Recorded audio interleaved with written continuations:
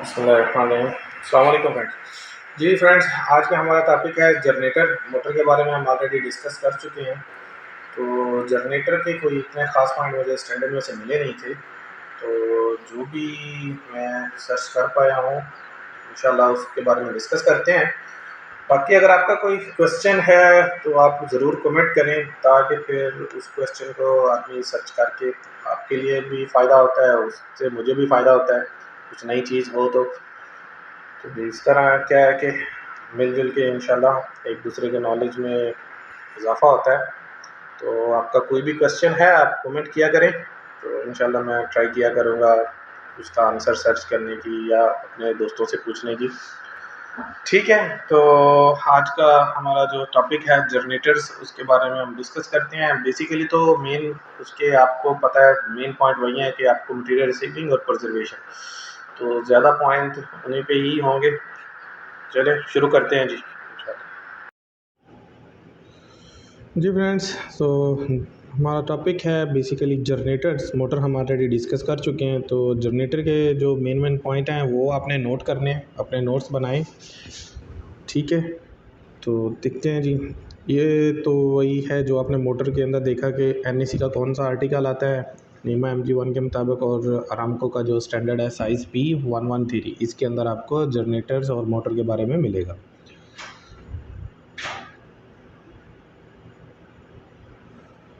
Material receiving inspection, आपने जब generator receive करना है तो आपके पास IFC के अंदर डाटा शीट होगी। आपने डाटा शीट को जनरेटर के साथ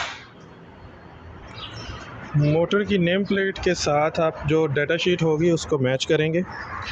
ठीक है, कितने किलोवाट का है, क्या उसकी कैपेसिटी है, 3 फेज़, और जो भी डेट उसकी नेम प्लेट के ऊपर लिखा होगा। जनरली काफ़ी सारी चीज़ें लिखी होती हैं। ठीक है, वो आपने सारी कौन सी वाइंडिंग टाइप है, करंट कितना है, वोल्टेज मतलब कितने इन आउट, और सिंगल फेज़ करके आप कितने ले सकते हैं। तो मटेरियल रिसीविंग के टाइम में बाकी वही जो आपने डॉक्यूमेंट्स लगाने हैं आपको पहले भी मतलब बता चुके हैं।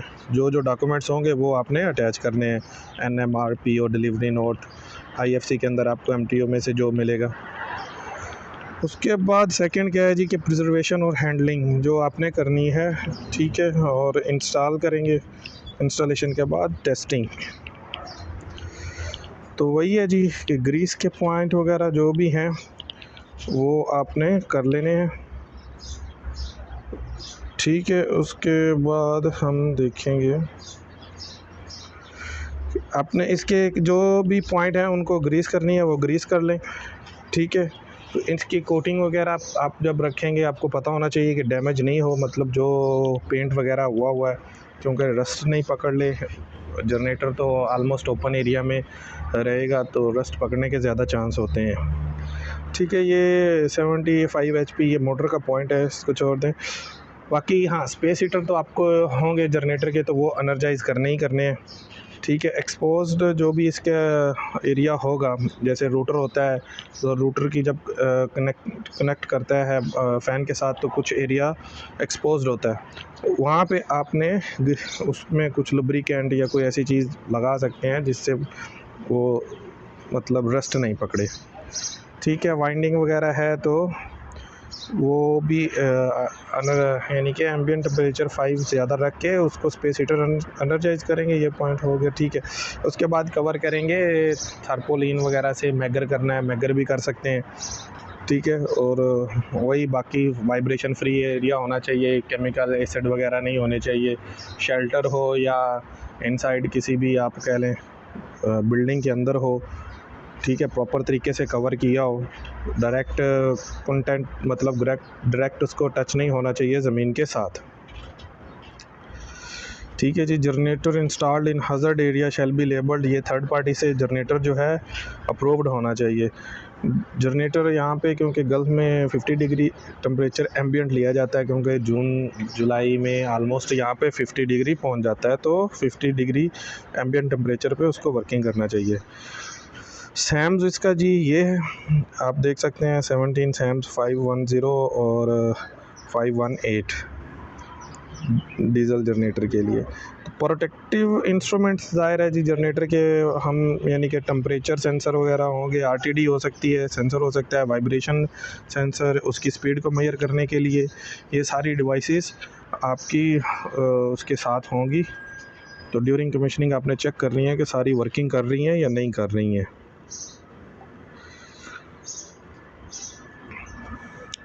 जनरेटर जनाब वो कहता है जी हज़ार्ड्स एरिया है तो टोटली इनक्लोज्ड टाइप, मतलब बंद होना चाहिए।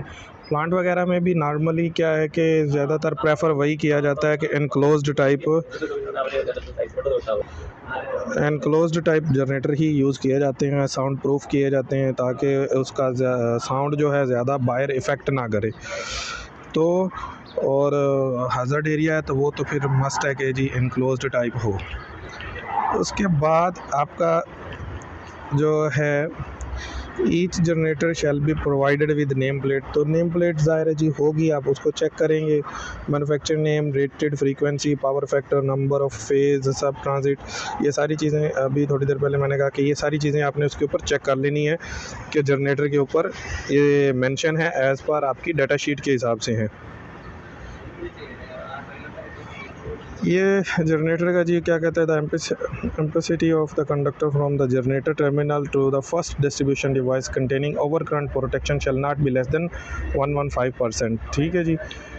The location generator shall comply with the working space requirement, यानी कि आपको जनरेटर उस जगह पे मतलब आपने इंस्टॉल किया है तो इंस्टॉलेशन के टाइम आप ये देखेंगे कि ईज़िली एसेस है। टर्मिनेशन करने के लिए आप आराम से टेक्नीशियन वहाँ जा सकता है, उसकी रीडिंग वगैरह नोट करने के लिए, स्टॉप करने के लिए, स्टार्ट करने के लिए, उसके अंदर डीजल वगैरह फिल करने के लिए, तो हर चीज़ की एसेस चेक करनी है। Generator shall be 3 phase brushless synchronous type. ठीक है जी, ये एज़ पर अरामको और NEC इसकी रिक्वायरमेंट है। जनरेटर को जी वो कहता है 2 ग्राउंड हमने प्रोवाइड करनी है पैरेलल साइड पे, यानी कि क्रॉस साइड पे आपकी होनी चाहिए 2 ग्राउंड, मिनिमम 70 स्क्वायर mm की ग्राउंडिंग केबल हो। Continuously duty generator rated 1 to 50 kilowatt. तो ये RTD की रेंज उन्होंने इस में बताई है, ये आप चेक कर रहे हैं थोड़ा। ठीक है जी, 1000 किलोवाट का जो है तो रबर वाइब्रेशन डंपर इंस्टॉल करें between the engine generator and skid. यहाँ पे आपने स्किड, जिस स्किड के ऊपर उसको इंस्टॉल करना है तो ज़ाहिर है वाइब्रेशन फ्री, उसको थोड़ी वाइब्रेशन कम करने के लिए रबर के मैट वगैरह या कुछ इस तरह की चीज़ें इंस्टॉल कर सकते हैं, वाइब्रेशन डैम्पर्स कर सकते हैं। ये मोटर का पॉइंट है। टेस्टिंग इसकी भी वही है जी, वाइंडिंग है इसके अंदर होगी तो वाइंडिंग का PI टेस्ट करना है, वाइंडिंग रेजिस्टेंस टेस्ट करना है। ठीक है, इसकी मतलब अगर वो इनक्लोज टाइप है तो साउंड वगैरह चेक कर सकते हैं। नॉर्मली ये ज़्यादा मोटर के अंदर टेस्ट किए जाते हैं।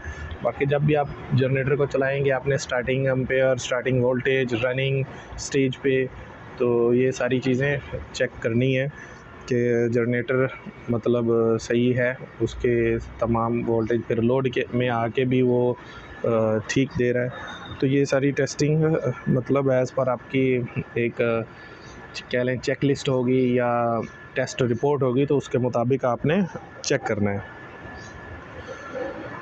इंस्टॉलेशन वही है जी, डाटा शीट ठीक है, फिज़िकली कोई डैमेज नहीं होना चाहिए। लिफ्टिंग लग्स, कोई भी हैवी इक्विपमेंट होता है तो उसके साथ लिफ्टिंग लग्स लगे होने चाहिए।